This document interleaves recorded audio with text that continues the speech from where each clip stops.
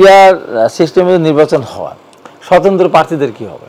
নির্বাচনটা ফেব্রুয়ারির মধ্যে হবে এই কারণে যে সেনাবাহিনী মাঠে থেকে দিন দিন তাদের কিন্তু মানসিকতা পরিবর্তন হয়ে যাচ্ছে।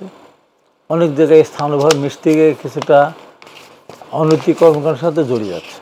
দীর্ঘদিন থাকলে তারপরে সেনাবাহিনী এটা তো কাজ না, তাদের কাজ সাময়িক, তারা তো আমাদের দেশের সম্পদ।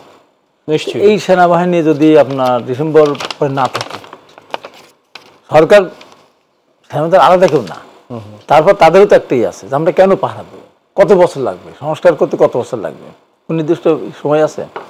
এই সংস্কার চলমান, বিচার চলমান, এখন কতদিন হলে বিচার শেষ হবে, কতদিন পর সংস্কার শেষ হবে, তারপরে নির্বাচন হবে, তখন সেনাবাহিনী অনেকদিন মাঠে থাকবে, এটা থাকার কোনো রকম সুযোগ নেই। দ্বিতীয়ত কথা, পিয়ার নিয়ে কিন্তু আগে আলোচনা হয়নি, হঠাৎ করে আলোচনা আসলো।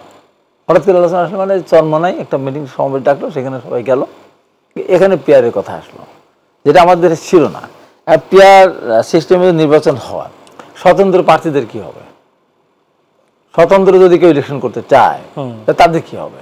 তাদের ক্ষেত্রে কোন পদ্ধতি অবলম্বন করবে?